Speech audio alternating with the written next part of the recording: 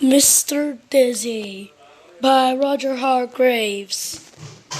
Mr. Dizzy was, to be quite honest, not very clever.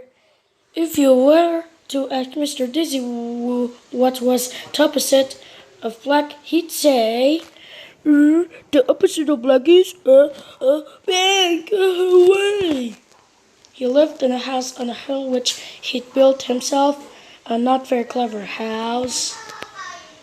One of Mr. Dizzy's problems was that he lived in a country where everybody else was terribly clever, Cleverland. Even the birds were clever in Cleverland. Everything and everybody in Cleverland was clever. You'll never see a worm reading a book anywhere else but Cleverland. Poor Mr. Dizzy. Everything around him was so clever it made his head spin. One morning, Mr. Dizzy was out for a walk when he met a pig. "What big and gray and has big ears and a trunk?" said the clever pig to Mr. Dizzy. A mouse," said Mr. Dizzy.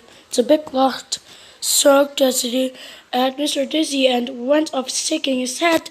"Me!" Then Mr. Dizzy met an elephant, a clever elephant. "What small and furry and likes cheese?" the elephant asked cleverly.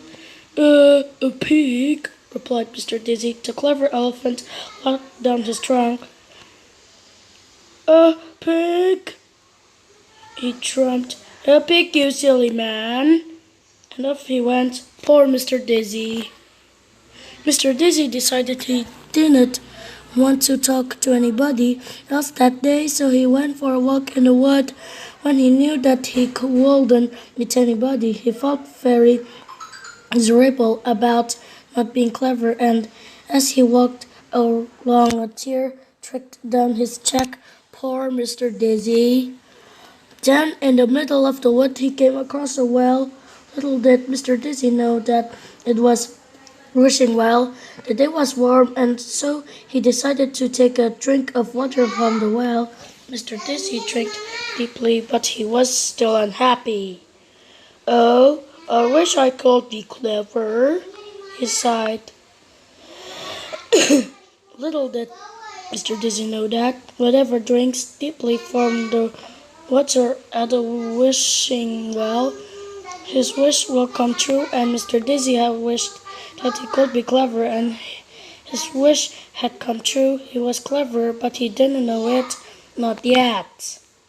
On the way home, Mr. Dizzy came across the elephant and the pig he had met earlier.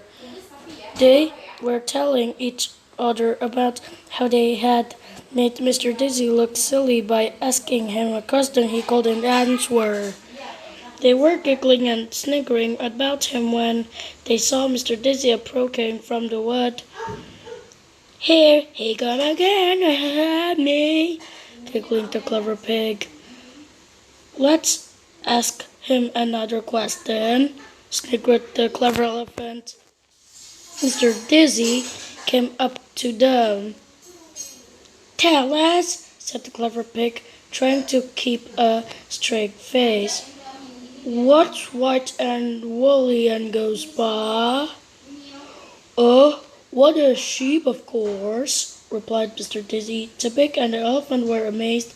To tell the truth, so too was Mr. Dizzy, who suddenly felt very, very clever. It was a not unpleasant feeling.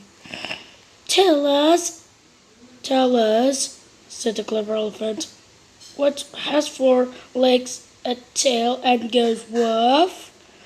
"How easy," replied Mr. Dizzy. "A dog, of course." The clever pig and the clever elephant couldn't understand how Mr. Dizzy had become so clever in one morning.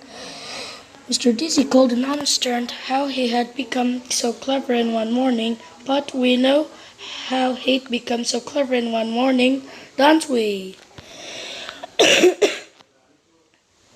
"No, let me ask you a question," said Mr. Dizzy to the pig. "You grunted the pig rudely.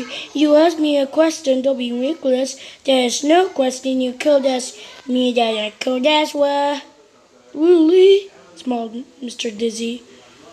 "Well then, can you tell me what's fat and pink and gives a tissue a tissue?" "What's fat and pink and gives a tissue a tissue?" repeated the pig looking worried.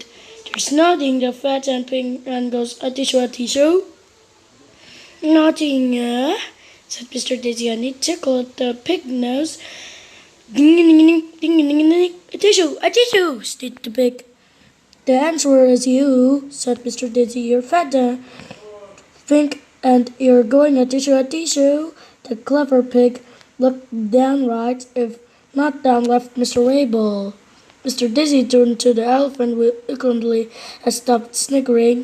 "No," said Mr. Dizzy. "Let me ask you a question. Was large and grey and goes stupid stupid?" "What's large and grey and goes stupid stupid?" replied the elephant, looking worried.